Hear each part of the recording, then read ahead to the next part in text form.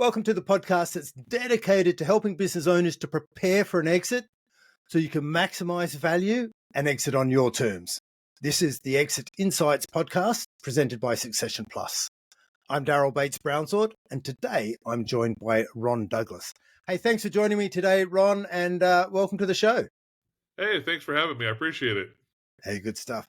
Now, Ron, we have discussed, a few things back and forth over a little while now, preparing for this show. Why don't you just give the listeners just a little bit of a background around mentoring giants and how you help business owners get ready for exit and what your role is in the planning? Yeah. So I started mentoring giants a little while back. I'm kind of I had an addiction there for a while of buying, building, selling businesses, and I've owned over 40 companies, and I had a lot of fun. It was a long ride. It was a lot of fun. Learned a lot, but we specialize now in both entering and exiting a company. So I help people build a company, and I help people do exits. So we got kind of two things that we do there, but we help with exits because so many people just leave so much on the table and don't realize how much time it takes to prepare and get ready to do an exit properly. Absolutely. So you're speaking our language, but you just slipped something in there, and I just want to pick up on that. Did you say you've been involved personally in 40 plus exits? Yes, sir. So yeah, I've had over 40 companies, and I've had 40 successful exits. Yeah. Yeah, that sounds like an addiction to me. Yeah, it started with it just started with one business. I thought, oh, I'll just buy this business. This guy needs some help, and I'll just buy his business. And before I knew it, I was addicted. I was like, oh, let's just buy it. What other businesses are in trouble? Let's start buying businesses. So all addictions start with just one, but let's explore that a bit, because the Exit Insights podcast, the whole reason we set up this podcast in the beginning was to, I guess, tap into the fact that most SME business owners, and when we're talking about SME business owners, we're talking, they've got more than 10 people employed in the business. They're typically doing anywhere between 1 and 20 or 30 million in revenue. And I deliberately left the currency out because it sort of applies the same globally to where our audience is. But if we talk about that marketplace, they're owner-led businesses, so at some point they want to change hands. And because they're at that smaller end, they either want to sell them on to someone else or hand them over to a family member. Or the third option is, unfortunately, they just sort of have to liquidate it and fade away. But the reality is that 80% that go to market, the stats show us, 80%, so 4 out of 5 that try to sell their business fail. So you've acquired and been in and out of, let's say, 40. So there's a bit of experience there. What do you notice? What have you noticed in when you're on the buying side? Because I've got so many questions that I just want to tap into your experience. But on the buying side, what did you notice, when people were trying to sell their business to you? What did they do to help the process, and what did they do to hinder the process? Let's start there, shall we? Yeah, they did plenty to hinder it. I can tell you that. The biggest problem that I've noticed when buying and selling a business is nobody takes the time to look at it from the opposite person's perspective. And so if you're the business owner, you're not making sure that there's enough meat on the bone, so to speak, and they're not making sure that there's enough of a deal there for the person to buy it. It should be a no-brainer deal. And if it's not, then there's a problem. So when I set up and I guess that's one of the advantages I've had is usually when I buy a business, my intention is to build it to a certain point and sell it. So I'm already got the mindset, and I'm already preparing to make it look good. But that's not the case with most people. Most people are like, oh, I've been working this business for 20 years or 10 years or 15 years, and and this is my baby, and they're not really, they haven't really prepared their business to exit, and they haven't prepared their business to get out of the way. And the worst ones are the people that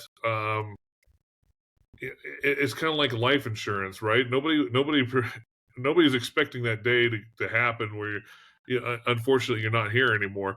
And business owners die every day, or business owners are in car accidents every day, and then their spouse is left trying to clean up this mess and they have no idea what to do with it. So your business should always be prepared to sell.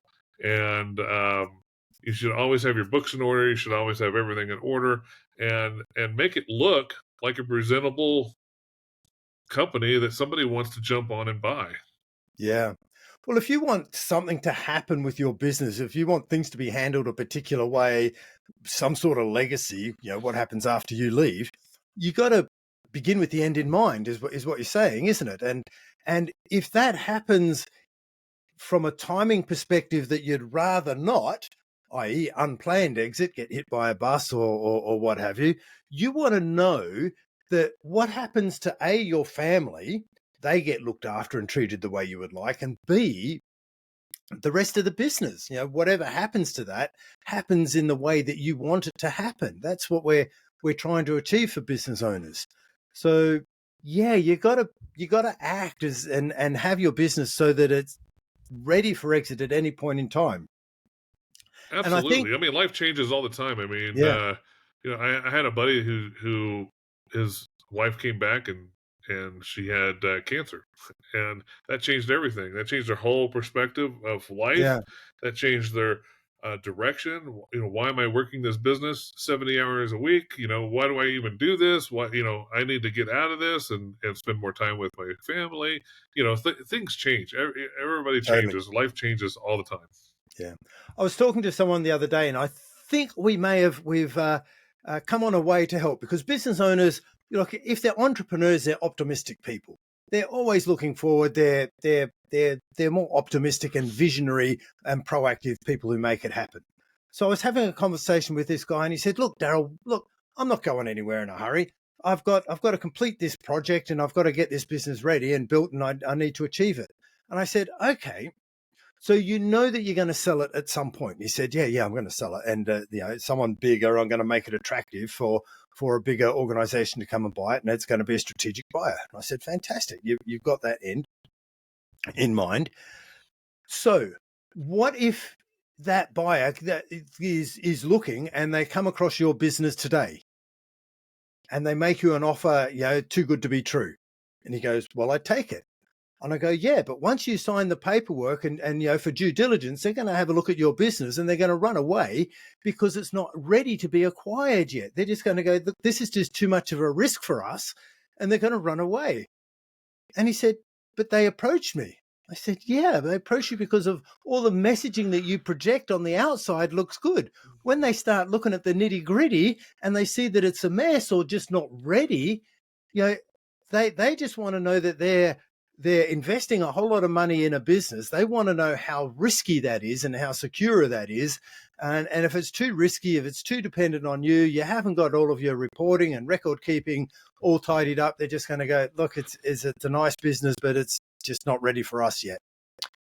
And they've gone, "Oh, okay. So I need to get ready for, an unplanned exit is when someone comes and taps you on the shoulder just as much as, a bus taps you on the shoulder, so to speak." Yeah, absolutely. And it happens so many times. People are just not ready. Um, people die of drop of heart attacks every day, and I've acquired several businesses. I hate to say this, but unfortunately, from untimed, unplanned deaths, and people have reached out to me saying, "Well, I know this guy. He might buy your business," and talking to the spouse who doesn't know anything about the business, and it's just a mess. The books are a mess. Everything's a mess. I have to offer them much less than it's worth. I know that. They know that. I explain it to them because I have to decipher everything. I mean, they don't have constant book, they don't have bookkeepers. I'm going through old emails and trying to figure out what the heck's going on and where the orders are at. And, I mean, it's just it's just a mess, and that's not what your spouse wants to be dealing with. Exactly. So, Ron, let's tap into that for a sec, because we're going to go to Ron because we know he collects businesses. So we'll see if he wants to buy another one. But on a serious note, putting you on the spot a bit, do you recall how much you had to discount the value to go, hey, look, this is I've discounted it enough to be a safe investment for me because of everything I just don't know. I don't know what I'm going to dig up when I go, trying to tidy everything up, and compared to what the valuation could have been for those in those situations. Well, there's one situation in particular, and I hated to do this, and I was very clear. You know, I try not to take advantage of anybody. Let's just say that right off the bat, because Yeah. I want to be open and as clear as possible to these people. But there is such a gamble and a risk because you have no idea. Unfortunately, this Yeah. guy took his own life because his business wasn't doing well, and so he figured his life insurance would cover things, and so that was a huge red flag for me because I'm like, okay, what am I getting into here? And if the business was dropping that bad that he took his own life, well, come to find out, he had depression anyway, and so it was not the business just wasn't doing as well as he thought it should be doing. And like most people, it was the owner's fault. He was in his own way. But uh, hindsight's 2020. But looking at the business at the day that she approached me, I told her, I said, I'm not sure what's going on here. Give me, I asked her I said, if you don't mind, give me a week to just go through his emails and try to understand what happened, what's going on with his business. I could not figure it out. And so I had to offer her, and she was, and I was upfront with her. I says, listen, you can get another offer from other people. I honestly don't know what I'm doing. It was an industry I did not know. It was an industry that I've never been in, and it was, and so I had to offer her pretty much what she had in stock, and just what was there, and it was, man, I think it was like $20,000 was what he had in inventory, just basically inventory. I went ahead and I bought. Sure, she's like, "Well, are the shelves of any value?" And so I was like, "Sure." So I gave her full price on the shelves, and you know, she had some carts and stuff, and I bought the carts and I bought all that stuff, and I took it home, and then I had to go through, and then it took me weeks to figure all this out. The only reason it was of value to me is because the phone, while I was there at the store trying to figure this out, was constantly ringing. So I knew that there was business, and so I knew there was people there. I just needed to figure out what the problem was. Yeah. And again, like I said, the problem is he was stuck in 1995 and everything was outdated. The website was outdated. Everything needed updated. Um, and he was just doing it old system wise, and somebody asked for a product, and he would send them an Excel spreadsheet, with all the data and all that. Nobody want, these days nobody wants that. They just want, give me the product. What's the product, and it was an interesting time because it was like drinking from a fire hose trying to learn this business. For the first 2 months, I was just completely engulfed in this business and learning it. But I ended up exiting that with 7 figures within a couple of years. But it it was a lot. I mean, it took me a lot, and it was dangerous. It was it was a it was a it was a calculated risk for me because, like I said, one, I didn't know the industry. Two, I didn't understand his business model. Uh, so I was kind of like really like jumping into it. But the only reason I did it was one, she just didn't care. She was going to just turn off the phones and shut it all down anyway. She was like, I'm so sick and tired of hearing this phone ring.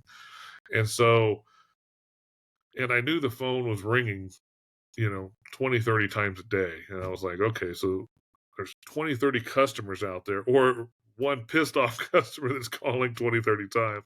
But it was a calculated risk, and so it ended up paying off.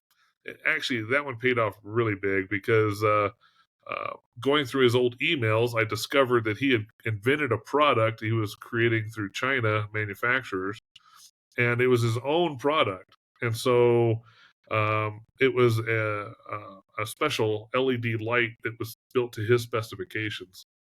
And that light ended up being something that's needed in all the cell towers as emergency lighting for cell towers.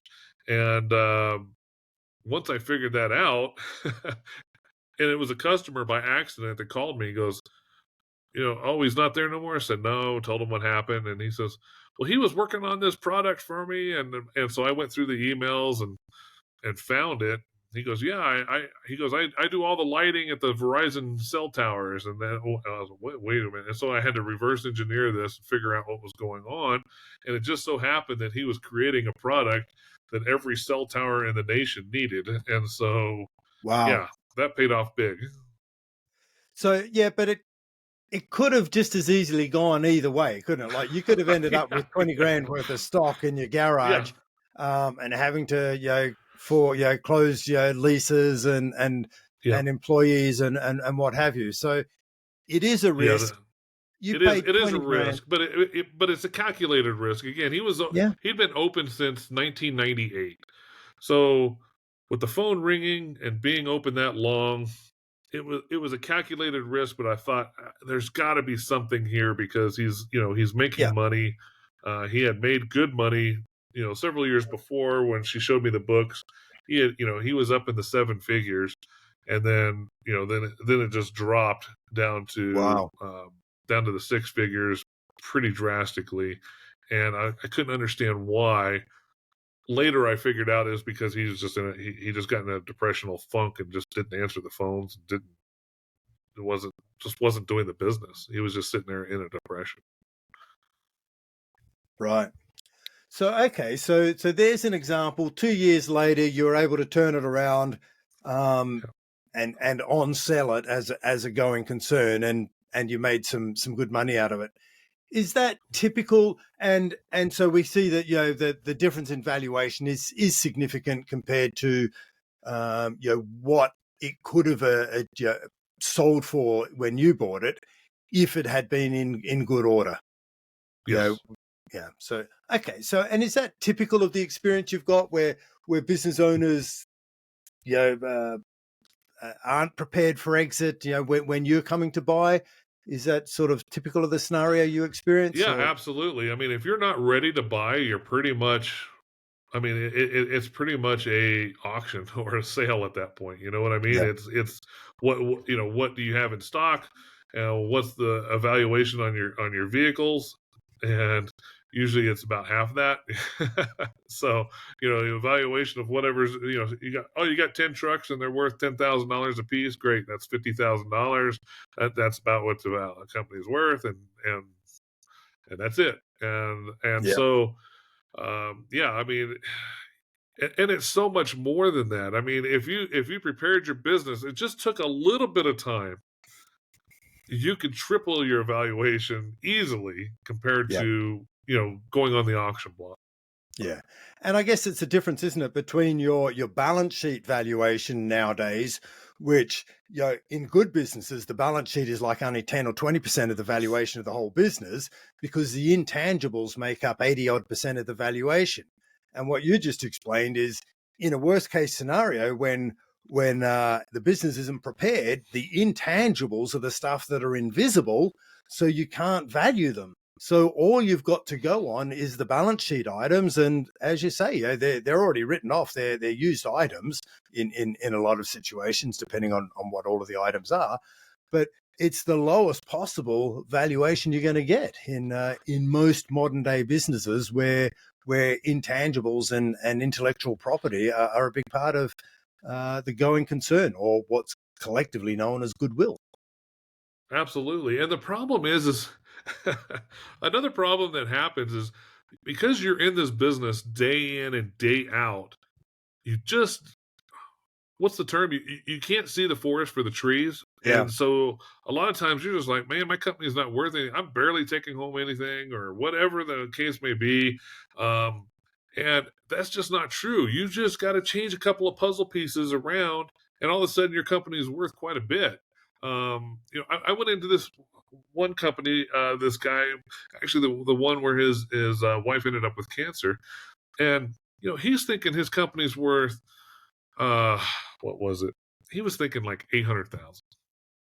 I went in there, and long story short, changed a few things around, and he ended up with 3.5 million. It was Wow. just he just was just ready to just auction it off for the value of the machinery, and which was 800,000. And I was like, no, no, no, no, no, no, no, no. And he's like, nobody's going to buy this business. And it's like, and it's like, well, yeah, you're right. Nobody's going to buy this business because it's a mess. Change a few things here and change a few things there. And we did, and we changed just a little bit, and it ended up selling for 3.5. Yeah. And what you're highlighting there, Ron, is the importance of bringing in someone who knows how to value a business, who knows how to extract the intangible assets and get them out of the closet and put them on display so that people can see them and they're not just, the world's best kept secret. So, if you're trying to sell your business yourself, you're in big trouble because you're only ever going to do it once for most people, Yeah. if they've just run one business. It's not like selling their product. It's a total different market to selling their business as it is to selling their product or their service. Exactly. And the other thing is like for instance, he wanted to keep it hush hush. He didn't want his employees to know. Well, if your employees don't know, that's a personal choice, But if your employees do know, and you're doing it for a good reason, like he wanted to spend more time with his wife, you know, them all, that was kind of like all hands on deck. They were fixing the paperwork, they were fixing all his financials and getting everything corrected, and they were spending time doing the right things instead of just doing the day-to-day running of the operation. And they quickly jumped on board and helped get this business ready to sell, and that made all the difference, because he had a good team, and they were there to support him in the exit.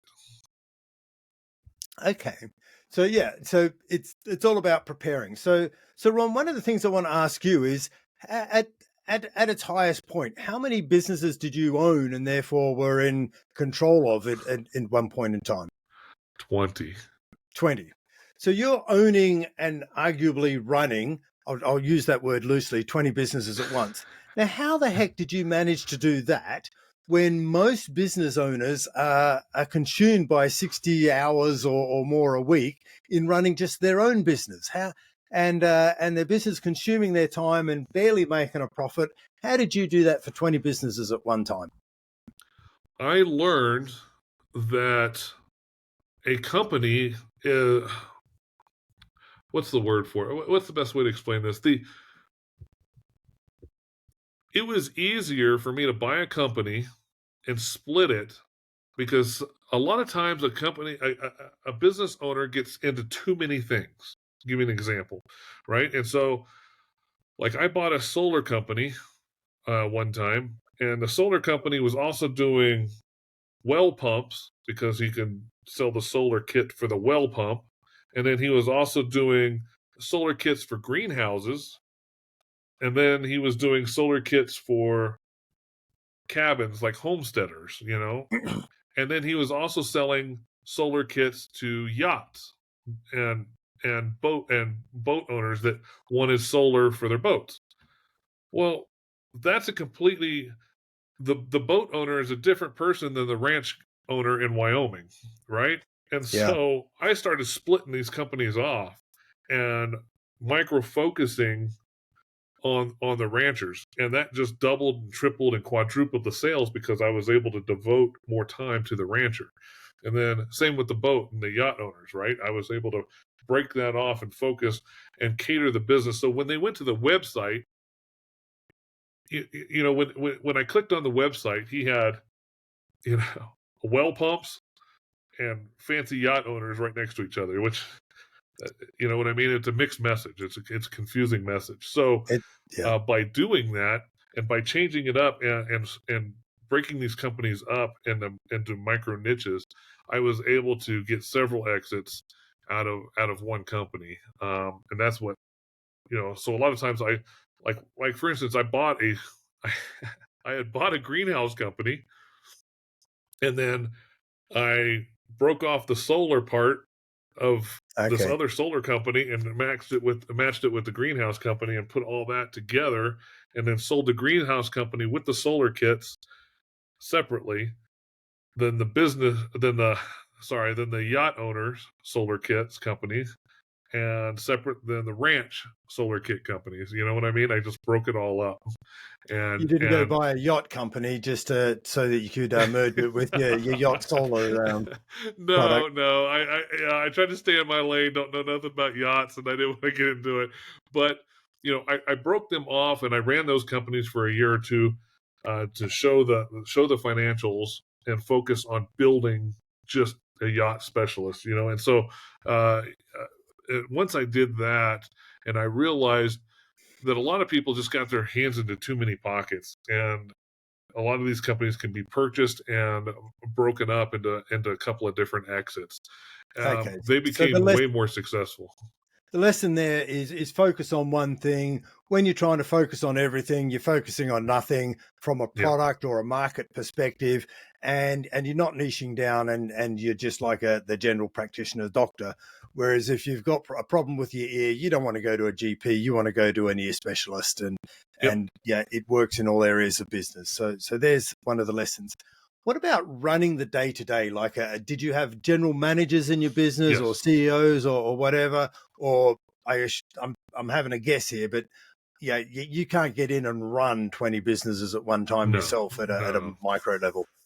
No, I didn't. But at the same time I was doing this, I also was doing a TV show on Discovery Channel called Blue Collar Backers, and so I was burning the candle at both ends because I was doing this TV show on Discovery Channel and trying to run all these businesses at the same time.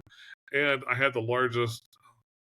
What was the title on that? It was the largest emergency preparedness expo in the nation at the time. It was called the Self Reliance Expo. It's now been sold off and renamed and stuff. But it was we had over 100,000 attendees of that. So I mean, I was going in all these different directions. And yeah, it was not easy. Let me tell you, don't try and do 20 companies. But the only reason that happened was because I bought one and I was able to divide that into four and then get specialists in there, and you know what I mean. And so I was breaking them up, and then before I know it, I'm like, holy crap, I got 20 companies here I'm trying to deal with, and yeah, that was too much, and obviously it's way too much. And so I started, I, but I didn't want to hurry up and sell them because I didn't want to sell them at such a discount just to try and hurry up and get rid of them. So I still had this 2-year commitment on each one of them so that I can show in the books that the growth rates and all this other stuff.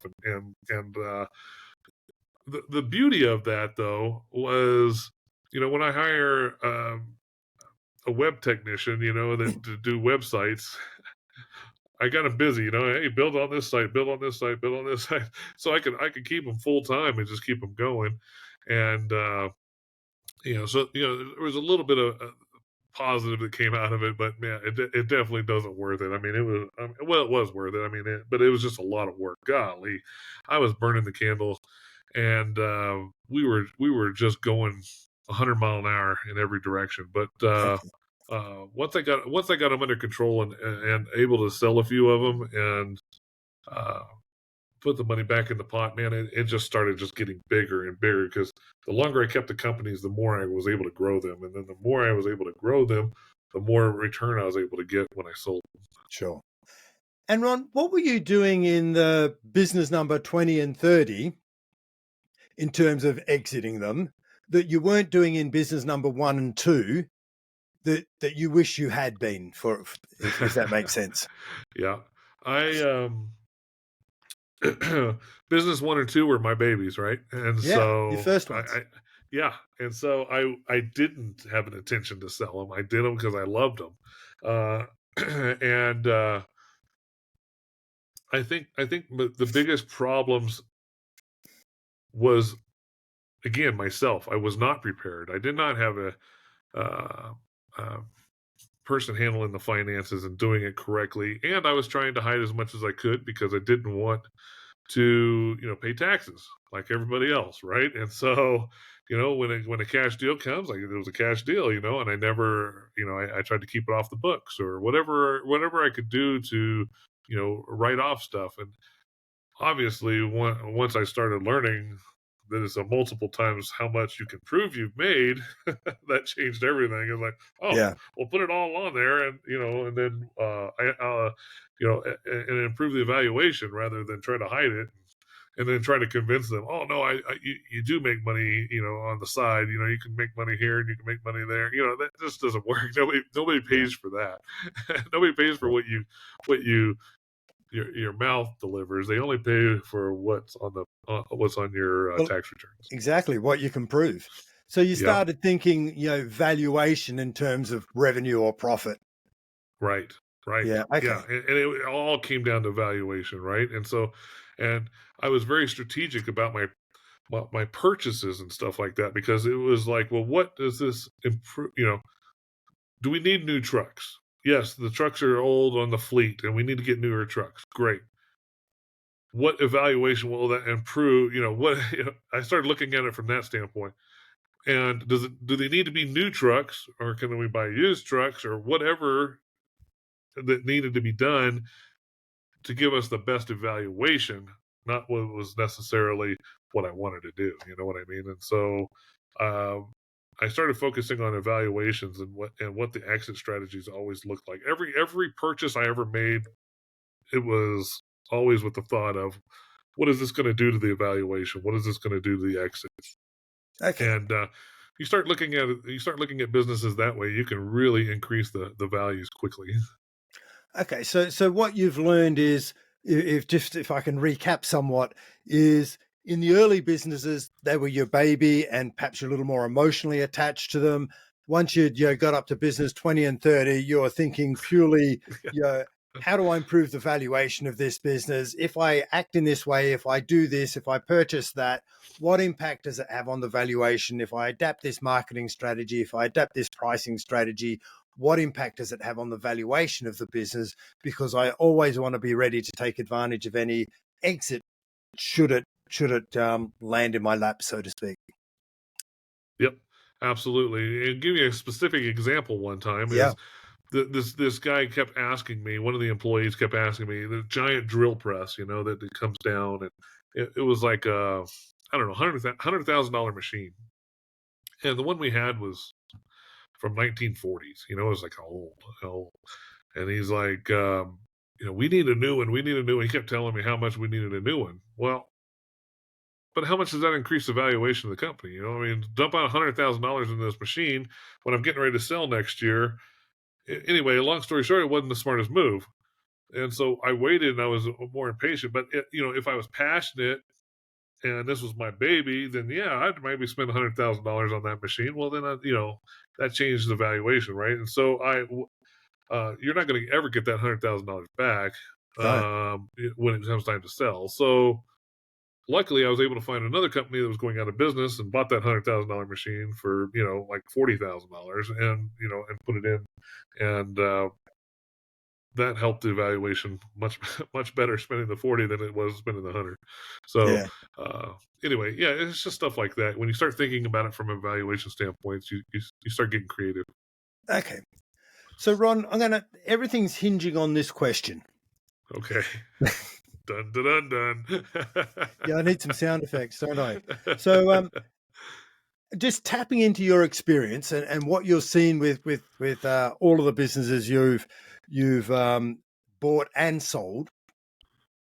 What's the one key point? What if you were to go to say to any of the listeners that are listening to this episode, here's the one key message I really want you to hear, after all my experience of exiting and acquiring 40 odd businesses. Here's the one thing I want you to know that I wish I knew at the beginning. I You think get one. the one question I ask, and a lot of people answer it negatively, is knowing what you know about your business and knowing what you know about your industry, would you buy your business? Oh, that's a good answer. And almost everybody says no. Then Yeah, but it's not ready. It's not correct. yeah, It's not. they know that's really directive in pointing them in of suggesting what they need to do to change that answer. That's a really Yeah, helpful question, I think. yeah, Brilliant. yeah. So, And so that makes them look at it differently because I flip the table on them and make them become the buyer. Ron, that is a beautiful way to, I think, finish up the episode. I really do appreciate you sharing your exit insights with us today. What I'll do is I'm going to grab all of your contact details and we'll put them in the show notes so that if people want to tap into you and perhaps get some help with what they're doing and their business exits and planning and valuation, they can get in touch. Sounds great. I appreciate it, bud. Brilliant. Thanks for your time, Ron. You bet. Take care.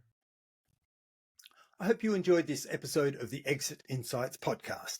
And if you have, now's a good time to subscribe and make sure you get notified of all future episodes. Now, if the topics have raised questions about the value potential in your business or how you will exit like a boss, then contact me and arrange a free strategy call where we can discuss what's required for you. Otherwise, if you'd simply like to learn more about how to prepare for when you want to exit, then you can download a copy of our ebook called It All Begins with Insights. The link is in the show notes. In this book, we'll show you how a business insights report can be used to assess your business to uncover your intangible assets and identify the value potential if you're ready for exit and your business is exit ready.